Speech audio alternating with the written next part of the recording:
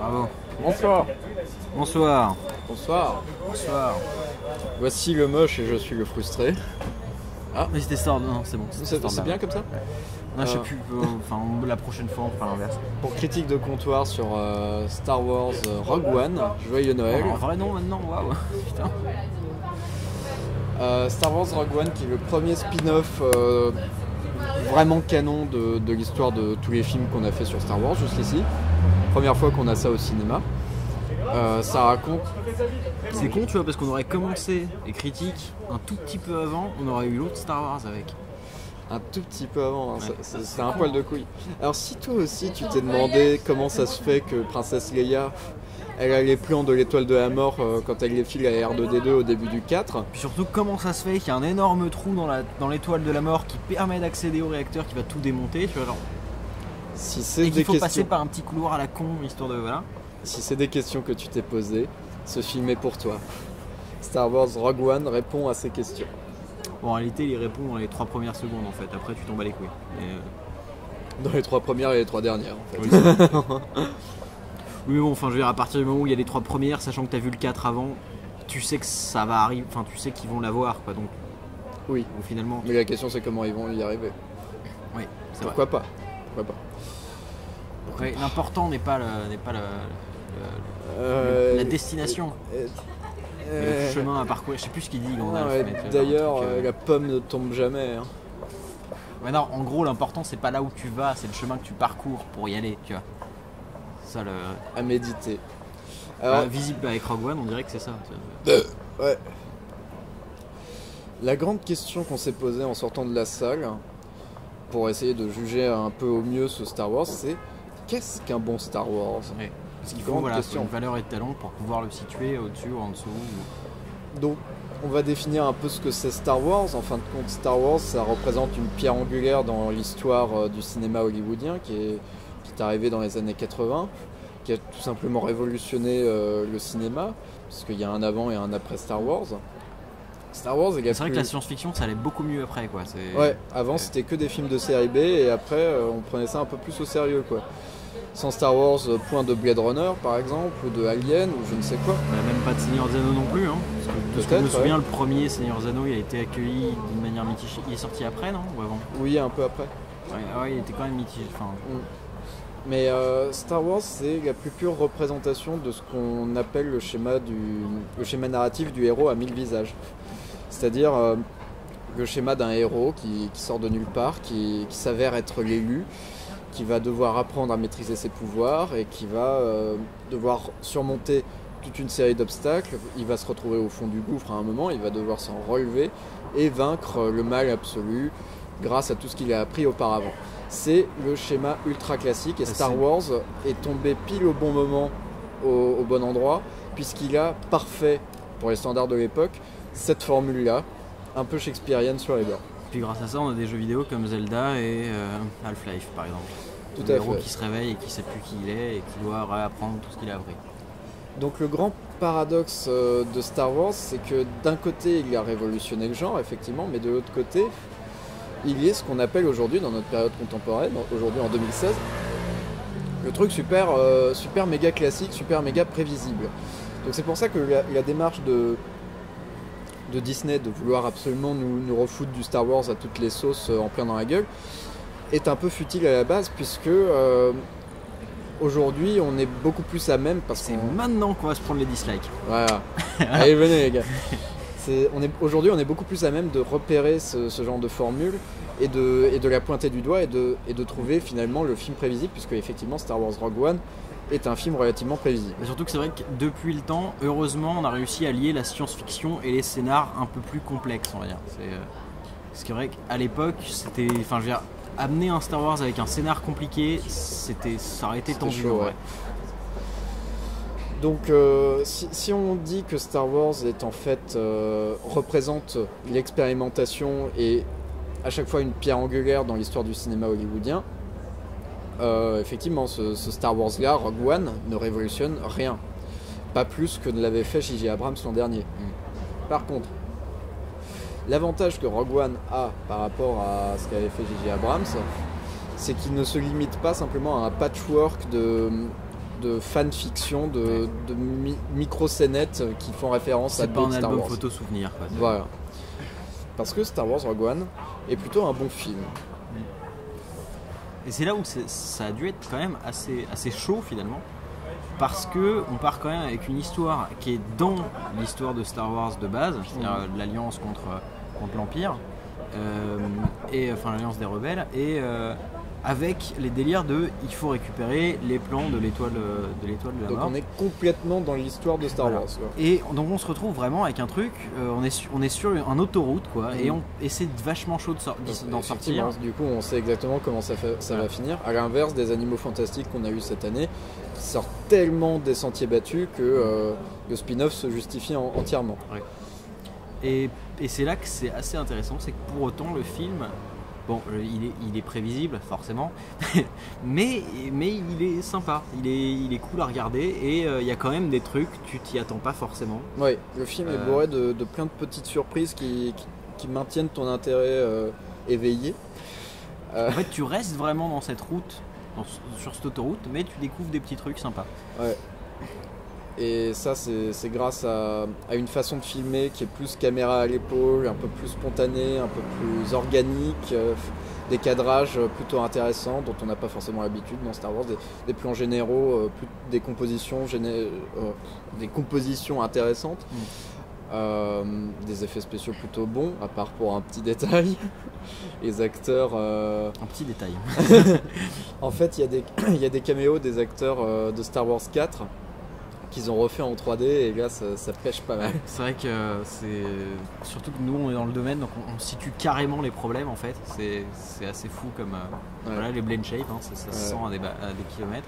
On n'est pas du genre à trop pointer ça du doigt en général parce qu'il y a un certain gage de qualité maintenant dans les films hollywoodiens, mais c'est vrai que quand tu mets un personnage en CG comme ça à côté d'un personnage réel, tu vois qu'il est en 3D quoi.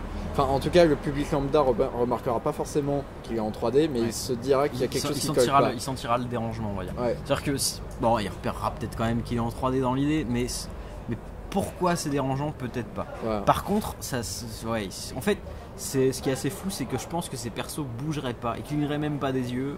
Ce serait des silhouettes simplement, ce serait bien. On s'en rendrait peut-être même pas compte en fait. Donc il réussit pas mal de choses, il expérimente avec des personnages qu'on ne voit pas forcément souvent dans l'univers de Star Wars, parce qu'on a le droïde qui est une sorte de Marvin dans H2G2, qui est assez génial, c'est les meilleurs rires qu'on a eu dans tout le film, c'est avec ce personnage. On a une conclusion au film qui est plutôt d'une part spectaculaire évidemment, mais d'autre part tombe un peu dans le fanservice mais sans être outrancier et être plutôt assez original pour que ce soit agréable, et en plus avec un dénouement pour les personnages qui est pas ordinaire et qui justifie tout le film, qui reste cohérent et qui est vachement appréciable. C'est vrai que pour des gens comme nous qui on n'est pas fan, enfin pas spécialement fan de Star Wars, on va dire. On aime bien de loin quoi. Voilà, on aime bien parce que voilà, on a regardé quand on était petit, c'était cool, c'était plus ou moins notre premier pas dans la science-fiction en général. Enfin pour moi en tout cas, c'est vrai que on va dire que c'est un film qui est cool où on va dire en dehors des Stormtroopers, des trucs, on peut presque omettre le détail de toute l'histoire de Star Wars et regarder ce film comme ça. En fait. Ouais, il y a pas mal de choses qu'on pardonne dans ce film parce que justement il se permet tellement de choses que du coup on est prêt à pardonner des défauts qui sont quand même vachement grossiers, notamment sur le développement des personnages qui passent d'une motivation A à une motivation B un peu trop magique. Surtout quand il y a tous les personnages du film qui font ça, tous les rebelles, même le figurant de merde qui est au loin, tous, et puis d'un coup, tous en même temps, enfin ça fait que c'est assez impressionnant. Non, il y en a, comme j'ai dit, il y en a deux, donc il y a K2, le robot dépressif, et je sais plus comment il s'appelle. Le perso principal. Le perso secondaire. Le mec. Voilà, le mec qui lui suit un petit peu son petit bonhomme de chemin, mais il est tellement dans la masse en fait qu'on s'en rend pas forcément compte de sa petite évolution à lui en fait. Ouais. Et c'est là que moi je dis c'est dommage parce que malgré un début de film à la Warcraft où on passe de planète en planète et où c'est top chiant, t'es perdu dès le départ, le film met un peu de temps à s'établir et à se stabiliser véritablement. Mais une fois qu'il s'est stabilisé, effectivement, moi j'étais pas mal dedans. Je trouvais les enjeux intéressants, je trouvais les personnages intéressants. Ils commencent avec des histoires variées et intéressantes. Mais malheureusement, le film nous jette un peu trop de personnages dans la tronche, essaye un peu trop rigoureusement de suivre son histoire et oublie un peu le développement des personnages. C'est pour ça que j'ai trouvé ça dommage. Bah, c'est vrai qu'en plus, on va dire, moi personnellement, ce qui s'est passé, c'est que première partie, voilà, on passe de planète en planète. Sur 10 minutes, on se tape une quinzaine de planètes différentes avec des plans en ce temps-là, machin, qu'est-ce qui se passe là-bas et tout, avec des petits textes qui nous parlent de planètes. Les noms, je m'en souviens même plus, tu vois, voilà. Je me suis dit putain, ça y est, c'est parti, on va avoir la fédération et tous les trucs chiants là, en gros la paperasse sur le dos et tout le bordel. Heureusement ça se stabilise. Et finalement non, en fait ça se stabilise assez vite.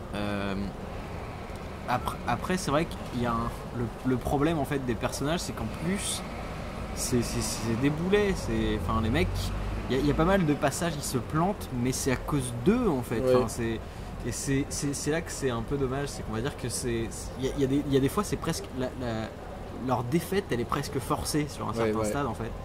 Et c'est assez dommage. C'est ce qui rend le film prévisible par ailleurs. Voilà. Mais malgré tout, disons, on va dire que moi personnellement la première partie je l'ai presque zappée en fait et je suis resté sur la deuxième partie parce que la deuxième partie elle est quand même vachement cool. C'est là que ça rend les choses intéressantes. Ouais. C'est parce que voilà, on reste quand même sur du vachement simple finalement. La deuxième partie c'est la guerre. Ouais. Hein, c'est la guerre, il n'y a pas d'autre truc que la guerre. Mais elle est filmée d'une manière qui fait que voilà, on voit, c'est le bordel monstre, on voit pas tout parce que c'est la merde, la caméra, il y a du shake partout, c'est de la misère. Mais elle est super bien exprimée en fait par ça. Et c'est ça qui rend le truc plutôt cool. Carrément. Donc du coup, pour conclure vite fait sur Star Wars Rogue One, c'est un bon film en général. C'est un bon divertissement avec des scènes d'action plutôt travaillées, des choses, des originalités dont le réalisateur se permet parce que c'est pas l'épisode 7 ou 8 ou je sais pas quoi, c'est un spin-off, il y a des expérimentations, ça rend la chose plutôt fraîche et plutôt appréciable en général. Il y a un petit peu de fanservice mais qui est pas outrancier. Ça s'inscrit dans la saga Star Wars, enfin tout ça, ça va. Il y a juste 2-3 problèmes sur le développement des personnages et c'est là que du coup on a un peu le cul entre deux chaises. Mais après c'est vrai que, comme je disais, tu vois, genre faire un Star Wars 3,5, tu vois, genre c'est quand même... Enfin, tu vois ce que je veux dire, c'est quand même assez ouf que voilà, avec un truc pareil, on se retrouve quand même avec quelque chose d'assez appréciable. Ouais. Et qui soit pas purement en autoroute en fait. Ouais, c'est ça. Effectivement. C'est là où le film est finalement bien en fait. Ouais, voilà. Donc c'est un petit oui pour Star Wars Rogue One. C'est pas un grand oui. D'ailleurs, J.J. Abrams n'avait pas fait un grand oui non plus. Mais je préfère voir celui-là que l'éveil de la force, que toi t'as pas vu, mais je t'invite à le regarder par curiosité. Et voilà, moi je suis un connard, je regarde jamais rien. On va voir quoi déjà?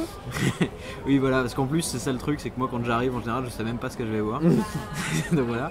Mais par contre les meufs à côté de nous, elles savent. Putain, c'était casse-couille. Je crois qu'on a fait un record avec ça là, parce que merci le popcorn, je crois que t'as pas vu, mais elles ont sorti le portable à un moment. Elles ricanaient quand c'était pas drôle. Et quand il y avait quelqu'un à l'écran, c'est bon, laisse-le parler. C'est vrai que c'est un peu chiant ça. D'ailleurs, petite note sur ce genre de scène, moi j'ai trouvé ça plutôt élégant et épuré, et pas trop bam dans la tête. Regarde, c'est Star Wars, regarde. C'est vrai, t'es un peu foutu de la gueule de la scène, mais moi j'ai trouvé qu'elle était assez élégante pour dans laquelle celle où il parle avec le général en gris, là, où il y a le Mordor au loin. Comme on est sur la planète du Mordor en fait. Alors là, Frodon il aurait pas eu de mal à trouver des volcans. Toi, tu t'es foutu de la gueule de cette scène, moi j'ai trouvé qu'elle était vraiment pas mal. Non, je me suis foutu de la gueule. On va dire que je me suis foutu de la gueule de cette scène parce que c'était marrant de se foutre de la gueule de cette scène en soi, mais non, elle était assez classe. Ça va. C'est vrai qu'elle était plutôt cool, mais après voilà, ce qui est bien, c'est qu'en plus, finalement, si on retire le côté Star Wars, si on retire la valeur étalon Star Wars, Si on compare simplement à tous les films qu'on a vus Oui. cette année, bah c'est un bon film en fait. C'est un bon petit blockbuster qui a ses faiblesses. C'est un petit but. Un petit but.